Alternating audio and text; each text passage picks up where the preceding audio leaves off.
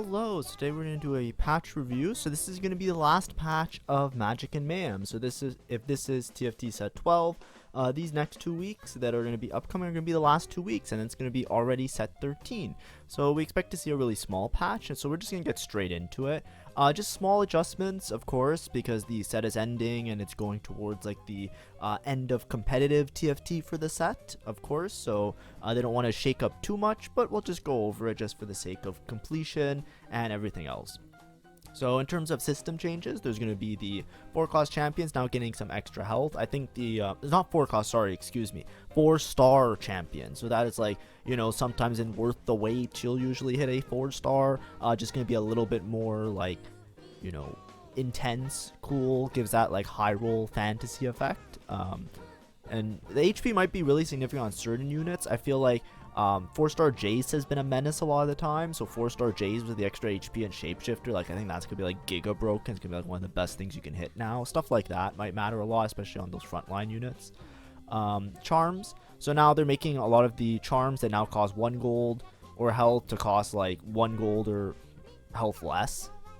So like, I don't know, sure, I think they're just lowering the cost of all charms, just trying to make it a little bit more fun maybe for the last couple sets. It does balance a couple things. I think that there's a couple charms that like they feel like right on that threshold of being overpriced. The ones that I think of that come to mind instantly are the ones that make you like get a unit or buy a unit, because there's a lot of risk, like, you know, like get a copy of a unit or get a copy of a unit you fielded last, like they cost like 2 gold. And a lot of times if you have a lot of 1-stars on your board, it's like, you know, it might be minus 1 gold, but now it'll be like always take situation, which is pretty exciting or cool. I think those are the ones that come to mind instantly when I read that as being like cool. Traits. So Chrono, they're making the time to proc 10 seconds, trying to make Chrono more of like a playable vertical trait, you know, to be like a little bit cooler. Honeymancies, I actually watched the video for this part because I try and like just like skim it and not spoil myself too much. So if I have like a real reaction, you can have that reaction when I do these reviews myself. Because it's mostly like, you know, that's like the extra content I'm trying to give. I'm not just here to spoon feed read it to you, because you can go like read it from like the actual notes themselves. But I didn't understand what it meant, so I actually went to check just to make sure. It just means that the bees are going to be a little bit bigger. I think it's just a visual thing from the part of the video that I watched. In Canter, the stacks to cast, stacks per cast going from 3 to 5.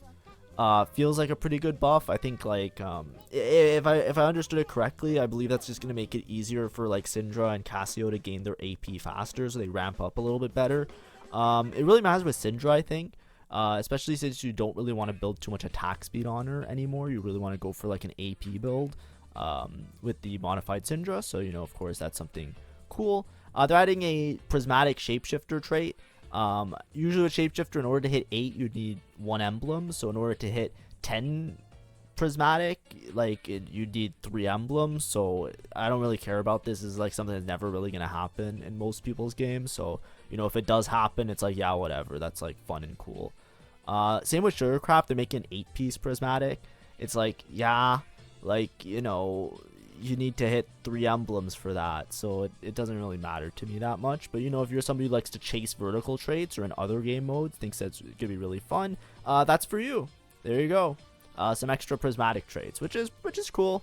I find it weird that it's being added like so late. Like, this is the last 2 weeks and they're just kind of shoving this in. I don't know, but whatever, sure. Next we're gonna go to champs. So they're buffing some 1-cost champs. They're buffing Ashe, getting her a little bit of a lesser mana threshold. The mana threshold is actually really big on Ashe because that's when she starts shooting like the triple bullets.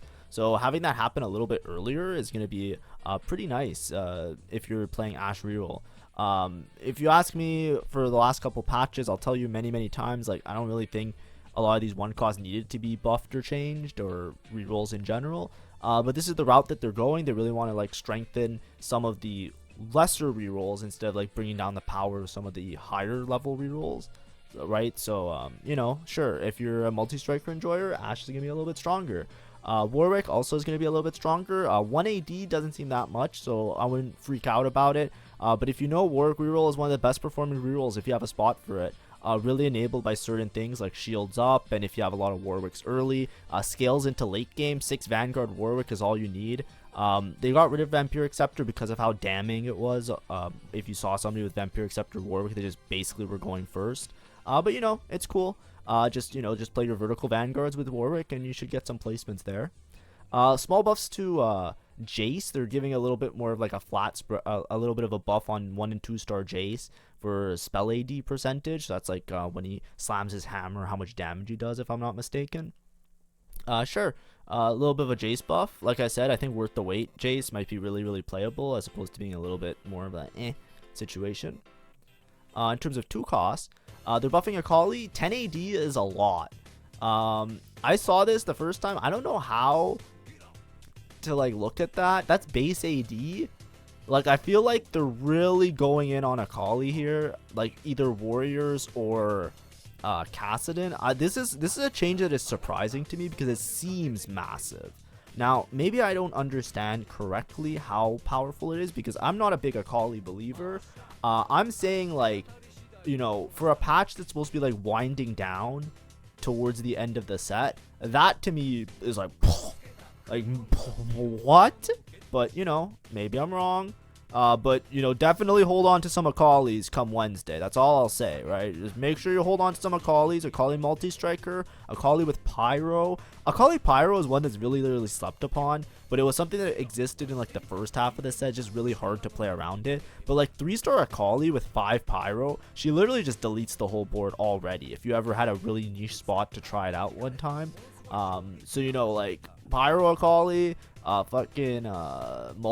Warrior Akali. This might actually stabilize Warriors a lot. Maybe Warrior reroll will be something that they add to the mix now. Let's see if they like maybe buff Katarina or Nyla a little bit. Warriors is really hard to play, and I feel like it's a very niche situation. If you run into and you have good tempo, you can play around it. But with Akali being a little bit more stable, you might be able to keep up with some of those reroll lobbies because that's usually where you suffer the most. Tristana, mana buff.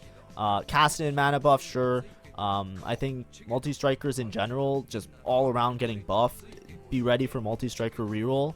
I don't know why. I think it's been one of the best performing traits in the last 2 tournaments that I watched. And in ladder and in stats, it all seems like one of the best performing rerolls. It's just like not as high cap. It's just a lot more consistent, and it really comes down to hitting 7 multi-strikers. So there's like a tempo issue where you have to hit your tempo and then still find like a Camille if you don't have an emblem.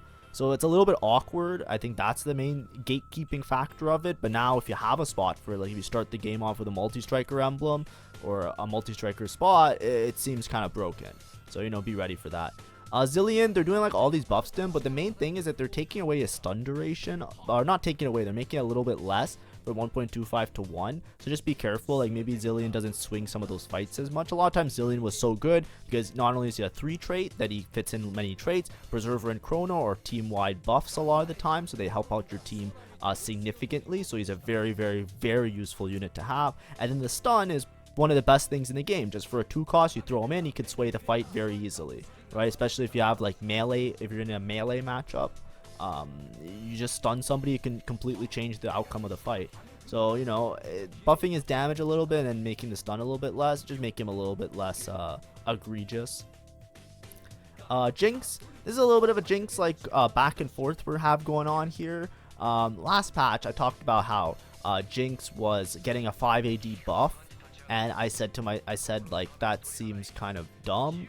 I didn't think it was that good because I felt like Jinx was already like a really strong unit then, and they immediately walked that shit back on the B patch, which, you know, to me, I look at it, I'm like, yeah, makes sense. Like I feel like, you know, that's something that maybe you know, it might have just been that, like, you know, they have to put in like the changes that they have to do a little bit earlier rather than later, and TFT evolves kind of slowly, right? Especially with patches, a lot of times it's like people are trying stuff out, and by the time you figure out what boards are really strong, it might be like too late for you to like submit those patch changes. Like that's part of how TFT dev goes.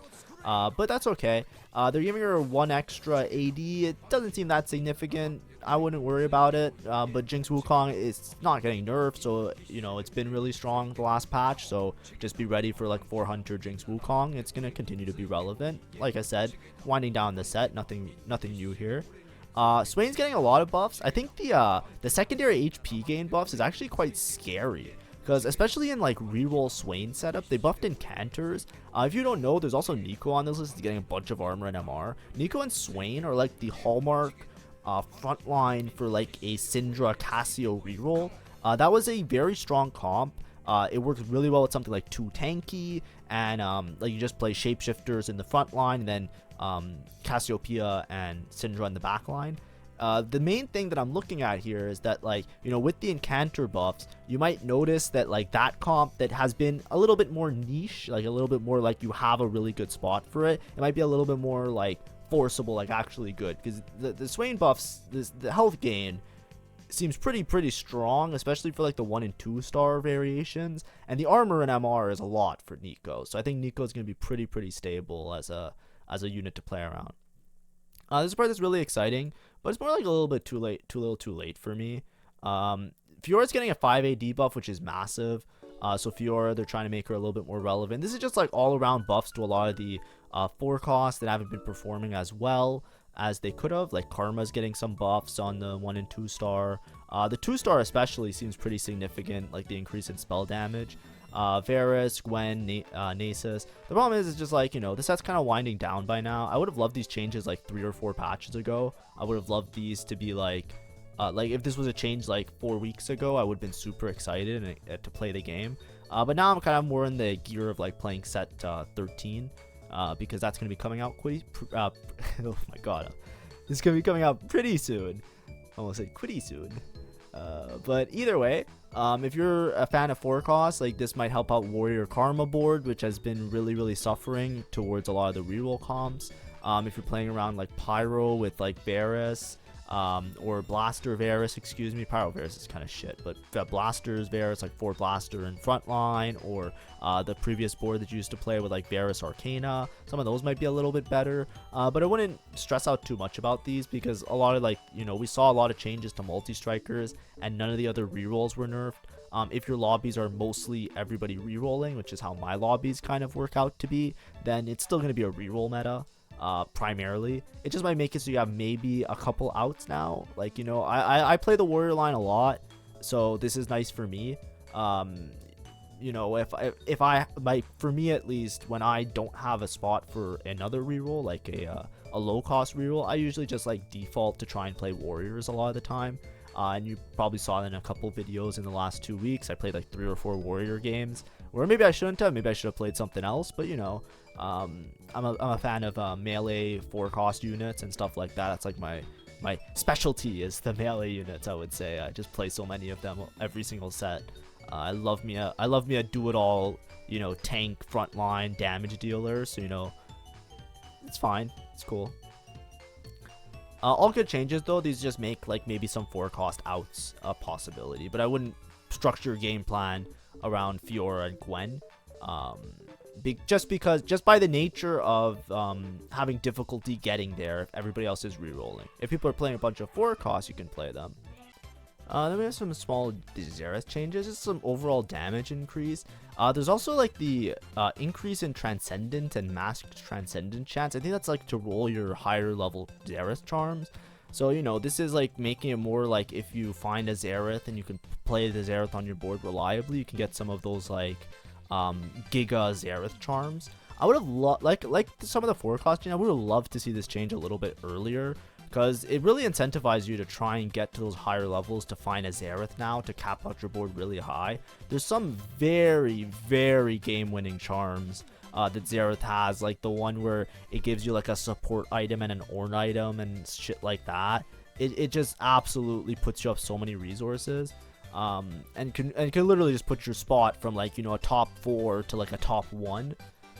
Like I said before though, like because a lot of the rerolls are still going to be strong, unless like, you know, the Fiora Gwen changes primarily, unless the Fiora Gwen changes with the Akali changes makes it so that a lot of people are playing towards like more 4 cost boards, like the Karma or Vertical Warrior or something like that. I don't really see like, you know, a huge shift. I don't think it's gonna change everything. It just might be like, you know, just be careful, hold on to your Xerath, maybe play a Xerath for 1 round if you have an extra spot on your board, because you can get a little bit of a chance of one of those higher level charms now. So, you know, that's something nice to think about. Items. So this is artifacts. So Anima Visage. They're lowering the HP, the MR, and then they're increasing the regen. And they're also making it so it gives you MR as well as armor. I actually like these changes. I think it separates it a little bit more from some of the other items. One thing I didn't like about Anima Visage is that it felt hard to take if you were in like a primarily AD lobby, because it just gave you MR. So sometimes I would look at it and I'd say like, I might have to take a different tank item here because my matchups are going to be mostly against AD players, like if there's a Jinx Wukong or something like that, or a Kalista. So it's like, like as much as I like the regen, I might want to take something else here. So now make it a little bit more well-rounded. It's just like a nice generic, like bang, you just take it and it gives you a lot of stuff, gives you a lot of tankiness, which is pretty cool. Deathfire Grasp, so they're lowering the AP, they're increasing the mana. Now, this was something that people like kind of like thought about or so. Damage Amp is now in the tooltip properly. It's no longer unique, and then it says reworked. I don't know if this was if they actually reworked it or not. But rework is to blast the current target for 40% of their maximum HP and repeat this every 13 seconds. Okay, so this actually is a rework.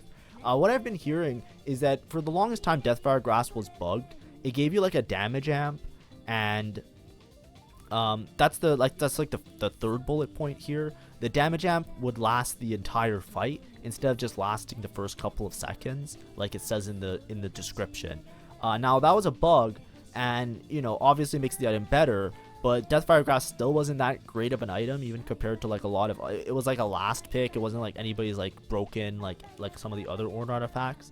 So they decided that because of that bug, they'll just like keep it in the game. So it wasn't really bug abusing. I even talked about it on stream. Like everybody knows it's a bug. It's been bugged for like a month now, or like 2 months. Like pretty much like it felt like almost the whole set maybe, but it didn't really matter. So because they were going to change it eventually, so they finally changed it, but I guess they wanted to wait to update the tooltip, because there's also this rework where I think before it would blast somebody for 25% or something. Now it's like 40% every 13 seconds. It seems like a straight buff. So they lowered the AP, but like that blasting for 40% of your HP, that seems fucking crazy. Like especially like like imagine like an Ezreal Hui comp where you have like Gold Collector or something. Like I don't know, it seems kind of crazy. This one makes me really sad. Eternal Winter is removed. If you know, like there's a old ass video I made on this channel for fun where I just spammed Eternal Winter because I love the item so much. That was when I was trying to make like content like in a fun way, and then I got so many fucking comments telling me that you shouldn't do this. This is not optimal, and I was like, okay, you know what? I'm just never making a fun video again. So I have a long history with it. I actually really like it. I felt like it was one of the most general nice items. I felt like removing it to me is just dumb, but that's just me. I like the Ornn artifacts that aren't tied to a particular unit. I like Ornn artifacts where you can just look at your Ornn artifact, take it, and play around it. Like I said many times, I started in set 9 playing TFT, and in set 9 I always played Ornn artifacts. So like this was just my play style. Like even in like set 10 and set 11, like until they added all the Ornn artifacts, I would always, like, if I saw any Ornn artifact Augment, I would just take it as a comfort pick and play around a strong item and feel like really happy about it. But now it's like, unless I know that I have a comp that really has good outs to the Ornn artifacts, it's just miserable to take it. You miss, you find something you can't really hit, or you have to pivot to a different comp, and it just feels miserable. And like they're once again taking away one of the more general ones that could be used on many different units, so it's just like great.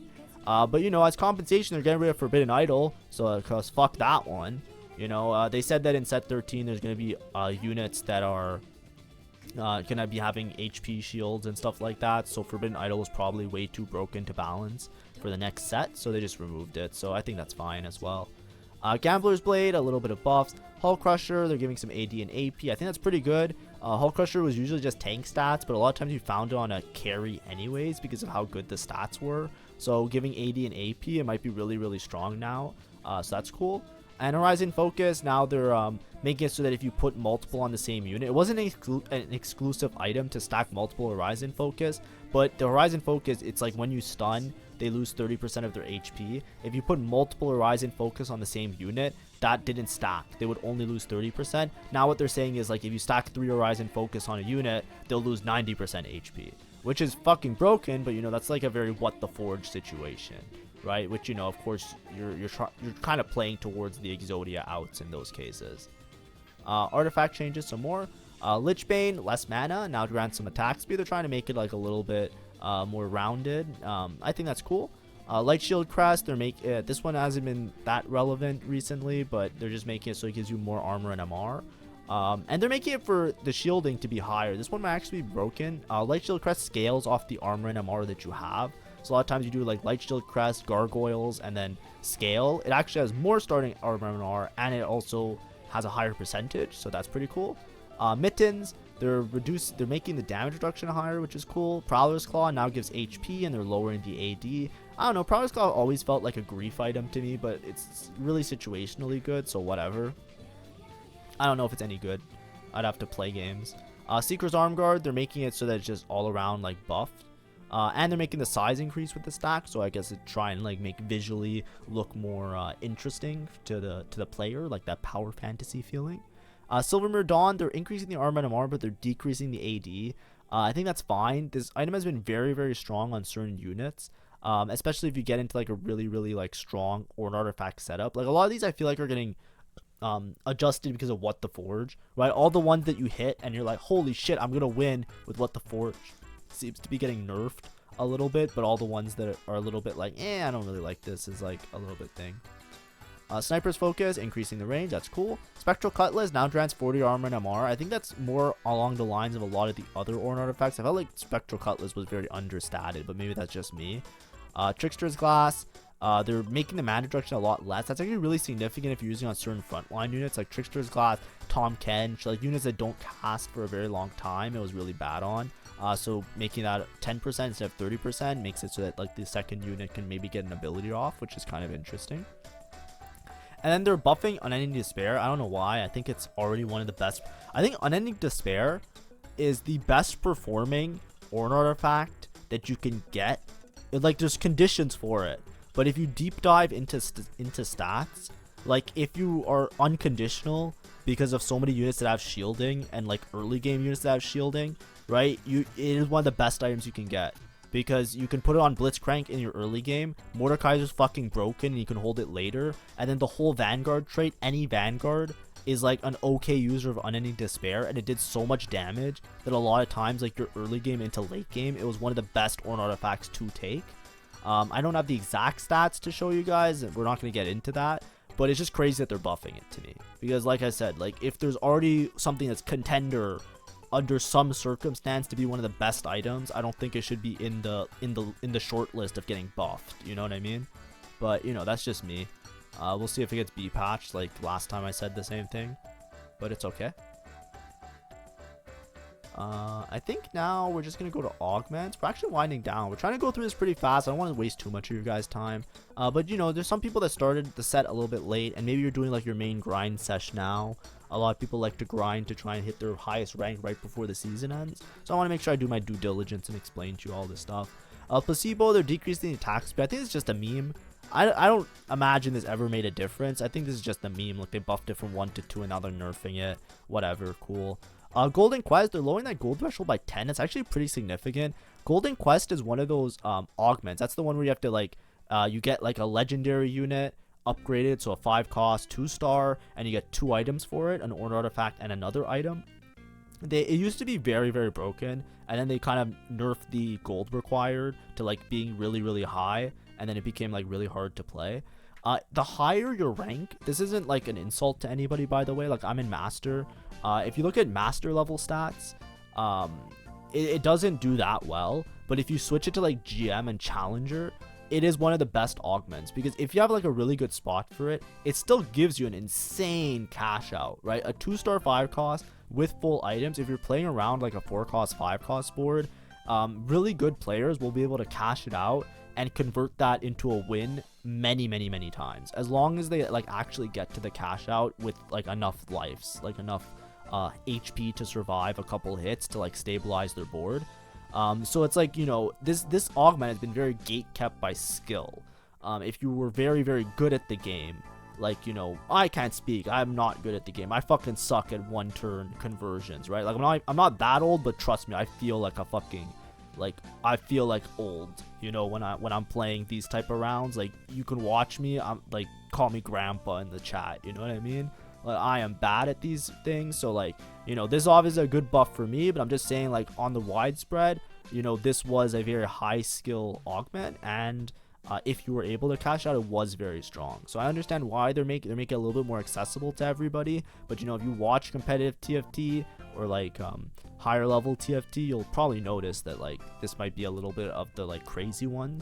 But it's fine. Just to explain it, right? So it is a very strong thing, right? So even though it's just 10 gold, you might look at it and not be that significant, but you just have to understand it's so strong already. It's just like you really have to understand how to like do that whole cash out situation in order to like realize it. So making it a little bit more accessible, just be prepared. It is very strong. Spider Queen, they're fixing a bug. Yeah, Spider Queen fucking sucked in the stats. I don't even know why, because they buffed it a little bit. Apparently they like upped the wrong number or something. I don't know, but that's fine. Maybe Spider Queen is clickable now if you were really a fan of Spider Queen. I remember there was a patch where it was all fucking hero augments, so I really don't give a shit. But like, maybe you didn't ever get to play Spider Queen. Now might be the time. Try it out. Have fun. Set's gonna end. Make sure to get all those like last little juicers if you want to enjoy anything from the set that you haven't enjoyed yet. Bug fixes. Treasure's Glass now correctly copies 4-star units. That's something that I never ran into, so of course. Unleash the Beast now gives more attack speed than intended if you have both regular and Radiant Sterix Gauge. I actually saw this in the tournament today. In the tournament today, somebody got the item, or sorry, they got the charm that made a Radiant Sterix Gauge, and they had a regular Sterix Gauge, and that round looked so fucking crazy. And then I saw this, and I was like, wait a second, that's funny. So, anyways, I was like, I've actually seen that happen, which is really funny. A very rare bug where more loot can drop than intended. So I don't know if this was a thing, because I've been having some games that were really fucking crazy with like prismatic orbs. Like I had a game where it was like 3 prismatic orb drops or some shit, but like this was basically like it didn't really affect gameplay. It was mostly like you just got like really rare stuff a lot more often. Anyways, there's this nice little thanks for playing thing. As much as I always, if you follow me and you watch my streams and stuff, you'll know that I really hated this set. I did not enjoy myself that much at all. I stand by that. I have no rose tinted lenses. I can't wait for this set to be done. If I didn't have a YouTube channel, I wouldn't really do this, and it's really making me question on whether I'm gonna like keep doing daily content. The only reason I keep going is there's so many times that I have nice comments of people that are like, hey, thank you, I made my rank and your videos helped me a lot. And it gives my life a little bit of purpose when people are like actually like improving at something that they want to improve at, and I'm able to help them along the way. I'm hoping that set 13 is a lot more fun for me.